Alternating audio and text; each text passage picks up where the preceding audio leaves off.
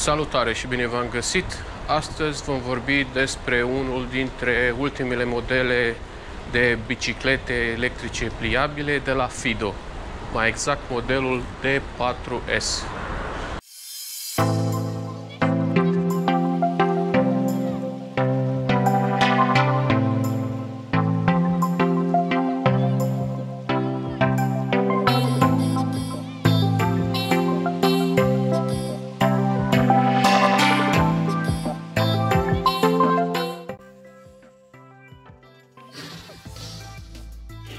Am comandat bicicleta pe 1 iulie, în ziua în care a avut loc lansarea oficială pe Banggood. Am fost atras de prețul acesteia, la vremea respectivă era undeva la $630 folosind un cupon de reducere, de faptul că este pliabilă, perfectă pentru commuting și pentru că poate fi ținut într-un apartament fără a avea grija că ocupă prea mult loc.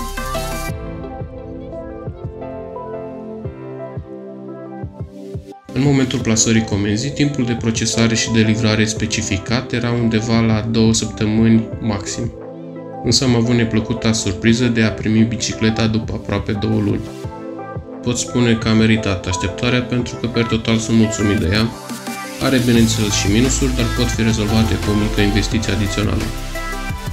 Bicicleta are un cadru de aluminiu și cântărește 18,5 kg, măsoară 150 pe 106 cm nepliată, iar pliată 85 pe 64 de cm. Roțile sunt de 20 de inci, motorul este de 250W, iar bateria, care se află în interiorul cadrului, are o capacitate de 10,4 Ah, ce îți oferă o autonomie de până la 80 de km. Asta dacă ai o greutate de 70 de kg, folosești doar primul mod de asistență, pedalezi doar pe suprafață plată fără să folosești accelerația și nu frânezi prea des.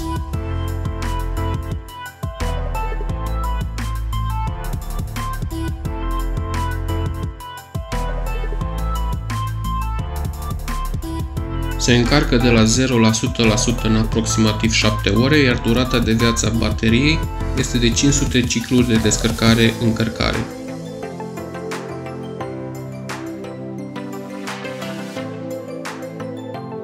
Are frâne pe disc mecanice, dar sunt de foarte proastă calitate și scârție îngrozitor.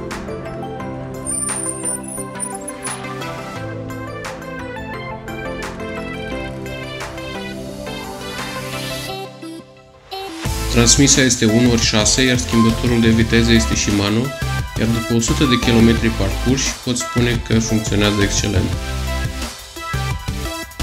Are și un display care afișează viteza, nivelul bateriei, modul de asistență și kilometrajul total, cât și al cursei curente.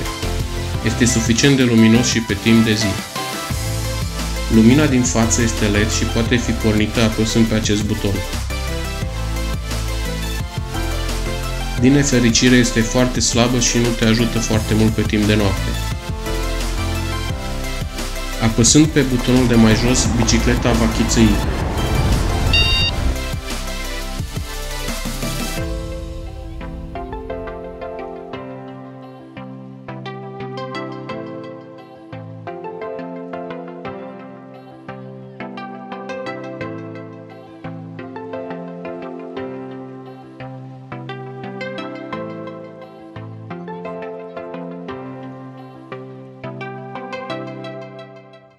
Bicicleta poate fi folosită în 3 feluri: cu motorul oprit folosind doar forța proprie, în modul moped pedalând și primind asistență de la motorul electric, sau full electric folosind doar accelerația. Ok, acum suntem în modul 1 de asistență, pedalăm, viteza e de 16 km/h, nu știu dacă se vede și pe cameră. Trecem în modul 2 de asistență.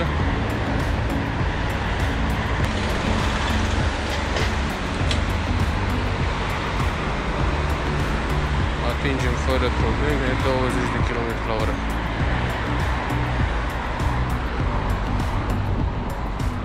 Și acum modul 3. Instant crește viteza.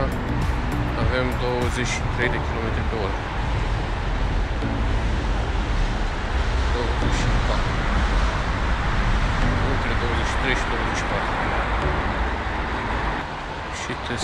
doar accelerație, fără să pedalăm. Hai să ne oprim totuși, să plecăm de la 0.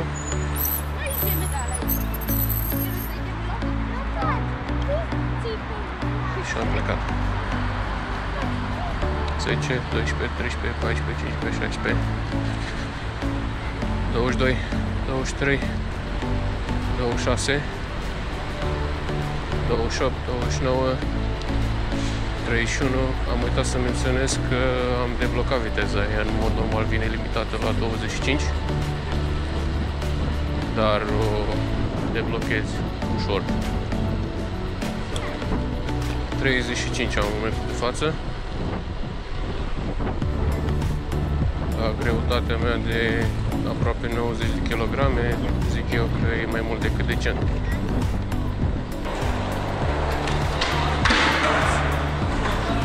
Încercăm să și pedalăm. 38, 39, 40, 41, da, cam mai e 42 maxim. Asta pe suprafață plată.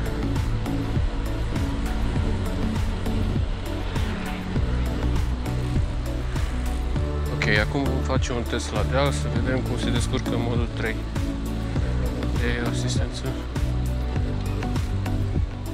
Până aici, lejer, fără prea mult efort, 20 de km/h. Hai să și accelerăm puțin.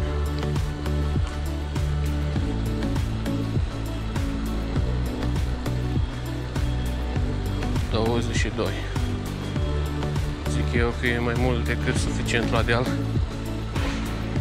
și e un deal destul de abrupt. Ok, acum vom face un test la vale să vedem ce viteză maximă putem prinde cu bicicleta asta. O să combin și accelerația și pedalele să-i dăm bătăi.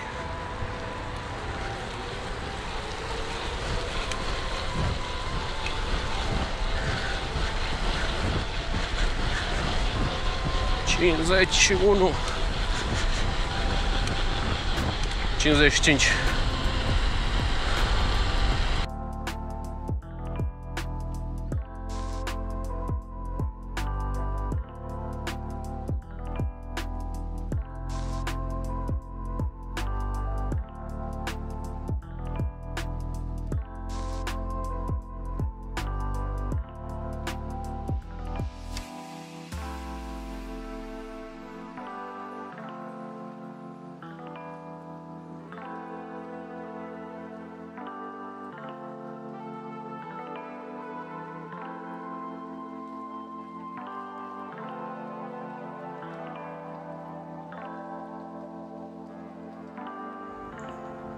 Alte minusuri la această bicicletă.